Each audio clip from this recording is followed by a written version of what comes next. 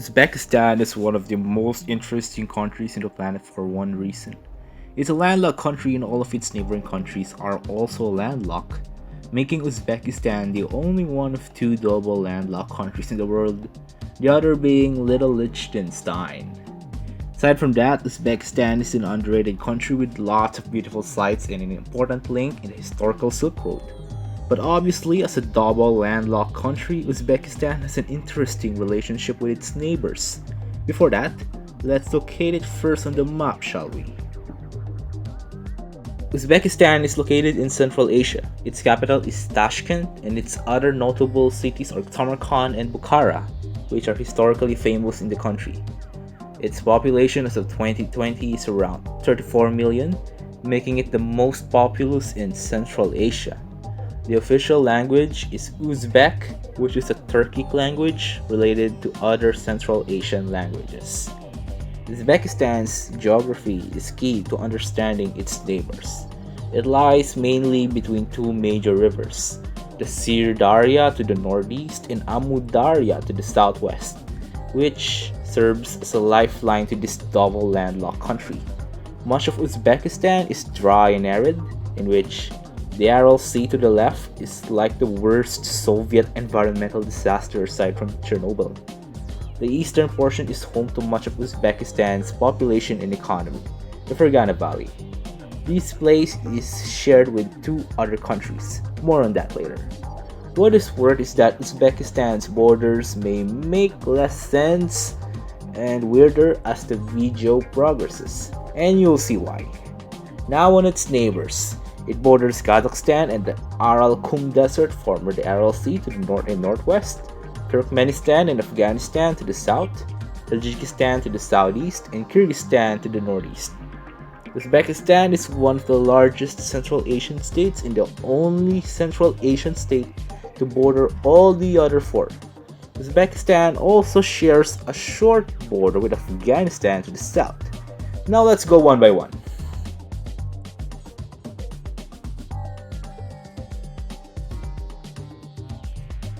Uzbekistan's neighbor to the north is the mighty Kazakhstan, another Turkic-speaking country.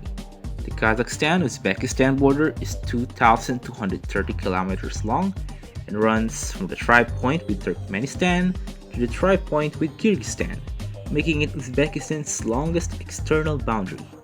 The border also cuts through the Aral Sea and the former Vorozhnedia Island, where some nasty stuff happens. These two countries have only existed as independent nations after the fall of the USSR. However, their history and relations trace back centuries ago. Before the Russians dominated, the Khanates of Kokand and Khiva controlled parts of Uzbekistan and Kazakhstan. When the USSR took over, the delimitation of regional borders along ethnic lines proved extremely difficult. The borders of political units in Central Asia were changed along ethnic lines determined by Vladimir Lenin's Commissar for Nationalities, Joseph Stalin. During the early 1920s, as the boundaries were drawn and new administrative units created, the Turkestan Autonomous Soviet Socialist Republic within the Russian Soviet Federative Socialist Republic consists of parts of Kazakhstan and Uzbekistan, including major cities like Tashkent and Shymkent.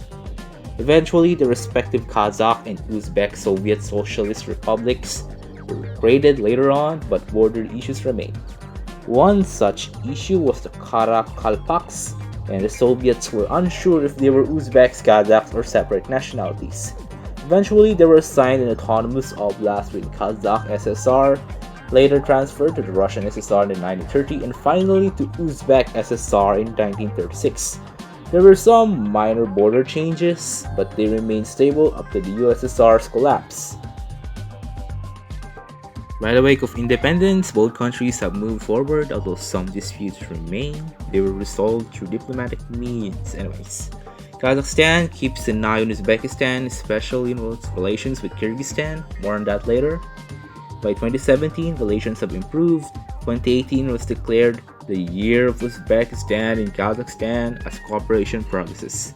Culturally, both are similar in many aspects. However, there are also many differences. Kazakhs are more nomadic and Turkic, and they are also more influenced by Russians. Meanwhile, Uzbeks are more influenced by Persian and Islamic cultures, as Uzbekistan has a greater Muslim population, and the area is historically controlled by many Muslim states. Despite this, both countries are currently cooperating and moving forward.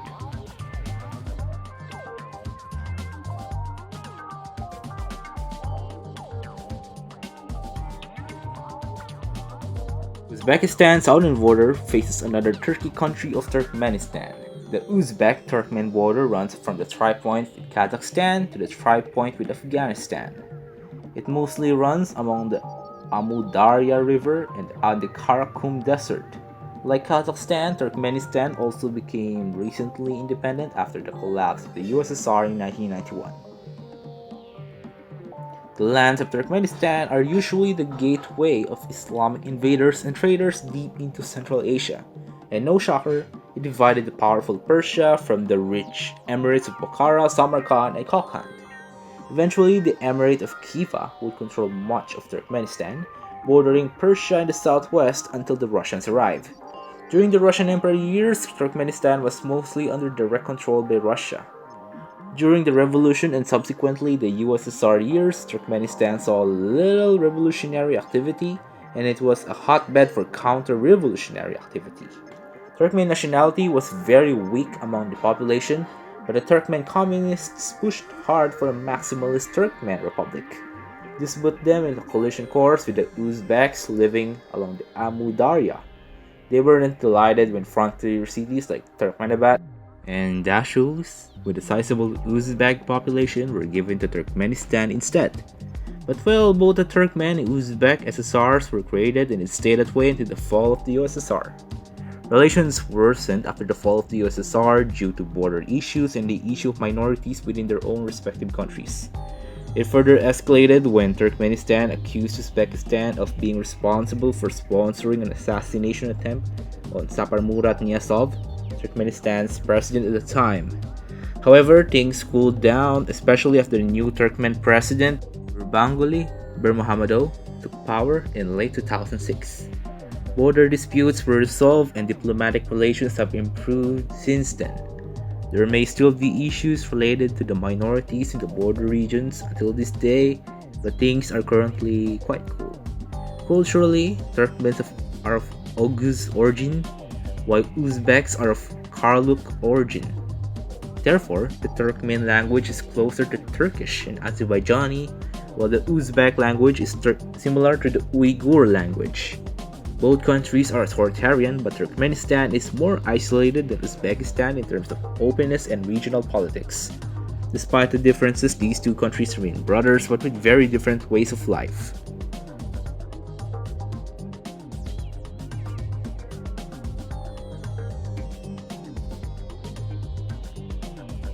Uzbekistan also shares a border with Afghanistan in the south. It is 144 km in length and runs from the tri-point with Turkmenistan to the tri-point with Tajikistan along the Amu Darya River. It is heavily guarded, but it has a crossing point along the Afghanistan-Uzbekistan Friendship Bridge. Both countries are quite different, and the story of them sharing a common border is traced back in history. The border took its current shape during the 19th century Anglo-Russian rivalry in Central Asia known as the Great Game. When the Russians took Central Asia and the British took South Asia, both agreed to leave Afghanistan as a buffer state between them. The USSR eventually rose, and the internal border arrangement within the USSR led to what is now Uzbekistan bordering Afghanistan. During the Soviet invasion of Afghanistan, much of the Soviet war effort passed through this short border en route to Mazar-e-Sharif and Kabul. They later constructed the Friendship Bridge, which officially opened in 1982. However, its strategic importance led to it being a target of the Mujahideen insurgency.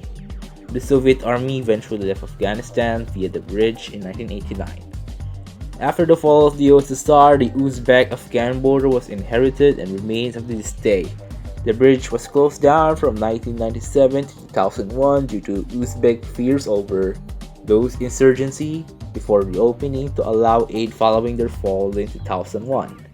Uzbekistan and Afghanistan do share some similarities as much of their populations adhere to Sunni Islam.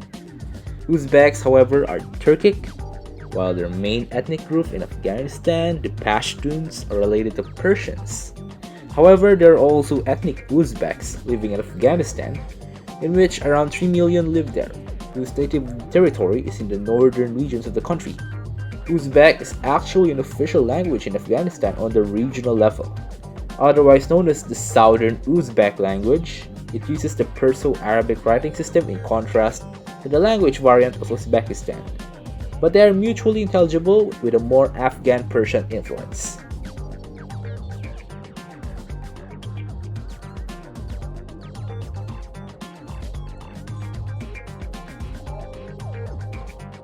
Uzbekistan's neighbor to the southeast is Tajikistan. The border is 1,312 kilometers in length and runs from the tri-point with Kyrgyzstan to the tri-point with Afghanistan. It's a bit messed up, forming a C shape along the northwest.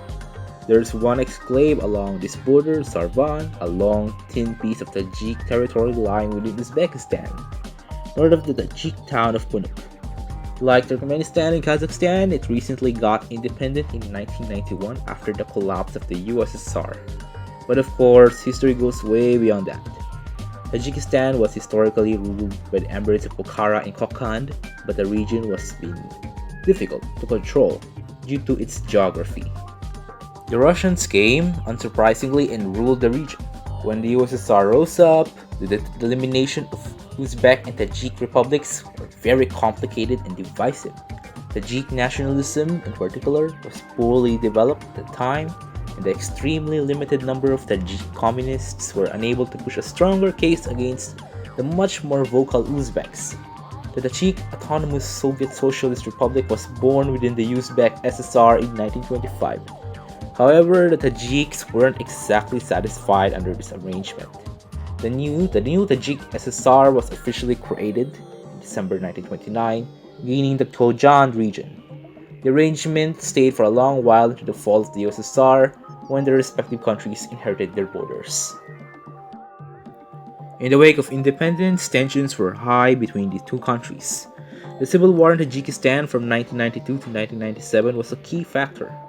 Uzbekistan sent soldiers to Tajikistan to prevent escalation and spread within their own borders and to protect Uzbeks in Tajikistan, although their efforts were futile.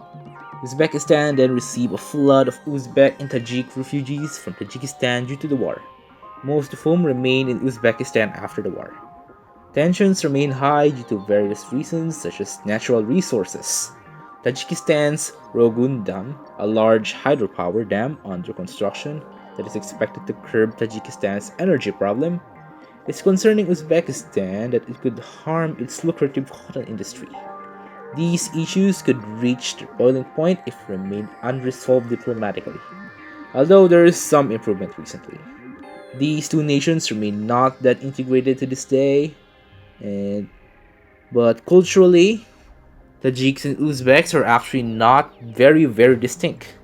It's mostly their languages that are distinct, with Tajik being a Persian language. Tajiks and Uzbeks have been living with each other for centuries, but the concept of nationhood and nationalism within Central Asia kind of messed things up.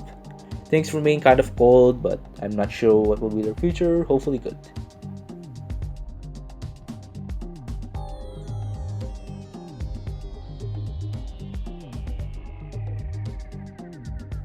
Uzbekistan's last bordering neighbor is Kyrgyzstan in the east. The border is 1,314 kilometers and runs from the tri-point with Kazakhstan to the tri-point with Tajikistan. Again, the border is very messed up with many enclaves. One Kyrgyz enclave in Uzbekistan called Barak, and 4 Uzbek enclaves within Kyrgyzstan called Sok, Shohimardon, Jani Ayil or Jangail, and Chonkara or Kalacha, named respectively. The Sok enclave is the weirdest because, fun fact, much of the population is actually ethnically Tajik. Kyrgyzstan is also a former USSR republic, having been independent after fall of it in 1991. Of course, Kyrgyzstan, just like the other Stan countries, have a history way before that. Like Tajikistan, much of its territory has been historically hard to govern until the Russians arrived. Much of the land area is actually mountainous, leading to that. It was not until the rise of the USSR where national boundaries started to appear and be delimited. The limitation is also very hard owing to the mixed nature of settlement in the Fergana Valley. Eventually, the Soviets thought of giving the Uzbeks the settled regions while giving the nomadic regions to the Kyrgyz. They also gave an overwhelmingly Uzbek populated town called Osh to Kyrgyzstan due to they need more towns for economic development. Eventually, the Uzbek SSR and Kyrgyz SSR were born, and that seemed the way until the USSR's dissolution. Unfortunately, ethnic tensions were at all-time high during the 90s, which resulted in the Uzbek-Kyrgyz riots within the city of Osh. 20 years later, ethnic clashes erupted again between the Kyrgyz and the Uzbek, and it was very messy, and many Uzbek refugees fled to Uzbekistan. The issue of Uzbeks living in parts of Kyrgyzstan remains complicated until this day, in which even the Uzbeks are majority over the Kyrgyz in the city of Osh. The border also remains a sensitive issue and is still currently in the process of negotiations, although there has been some limited success recently. Like Tajikistan, Kyrgyzstan also plans to build massive dams to supply its energy needs, which further hurts its relationship with downstream Uzbekistan. Unfortunately, these two nations have been in mutual distrust after independence, but we're hoping for better relations over time. As for the culture, they are fellow Turkic brothers, but the Kyrgyz language is more related to the Kazakh than to the Uzbek. Also, Kyrgyz are more mountain folk, while much of Uzbekistan is flat and arid. Like Tajikistan, things remain kind of cold, but they needed to work together to overcome their challenges.